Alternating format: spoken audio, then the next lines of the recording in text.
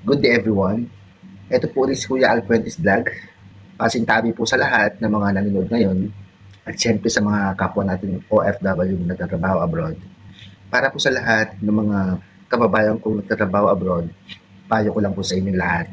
Huwag po natin ipapadala lahat ang ating pera, ang ating sahod, magtira po tayo para sa sarili natin. Dahil alam naman po natin lahat na kapag umuwi tayo sa Pilipinas, wala po tayong aasahan, kundi mga sarili rin po natin. Yung every month na pinadadala natin sa pamilya natin, mauubos at mauubos din yan dahil sa mga pangangailangan ng pamilya natin. And aside from that, kailangan din meron din po tayong ipon para sa sarili natin. Real talk po ito, kapag wala kang pera, hindi ka na nila kilala. Kapag wala kang pera, tae ka na sa patingin ng iba. Lingid po sa aking kaalaman, marami pong mga umuwi ng Pilipinas na hindi po pinalad sa pagtatrabaho abroad. Yung iba may siniswerte, yung iba sakto lang, yung iba naman walang-wala talaga. Kaya hangga't maaari sa mga nasa ibang bansa, magtabi-tabi talaga. Tulad ko, sa akong OFW nagtatrabaho sa ibang bansa, sobrang tagal ko na rin dito sa bansang Kuwait. Siyempre, marami rin nagsasabi na bakit hanggang ngayon wala ka pa rin ipon, bakit hanggang ngayon ganyan pa rin ang bahay mo, bakit hanggang ngayon nandiyan ka pa rin. Hindi po kasi nila alam kung ano yung mga plano namin, yung mga pinagdadaanan namin sa ibang bansa. Hindi rin po nila alam kung ano yung mga nasa puso at isipan namin. Kaya gano'n na lang sila kung makapanghusga. Gano'n na lang sila kung makapagsalita kahit wala naman silang pake sa aming buhay.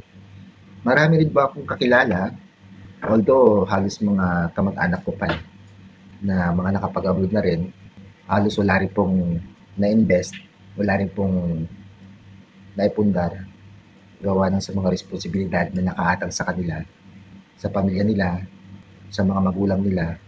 Unang-una na dyan yung pagkakasakit ng miyembro ng pamilya.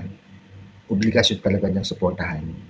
Kaya napakahirap kapag ka nasa abroad ka, tapos may magkakasakit pa, nasa sa'yo talaga ang responsibilidad at hindi mo kayang talikuran. Bilang OFW, may kanya-kanya kaming kwento ng buhay, may kanya-kanya kaming pananaw. Pero may mga tao sa paligid namin na hindi maiwasang husgaan kami.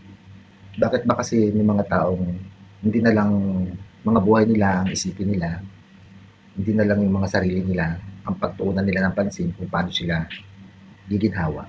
May mga taong kukwestiyonin ka, ilang taong ka na sa ibang bansa, hanggang ngayon nandiyan ka pa rin.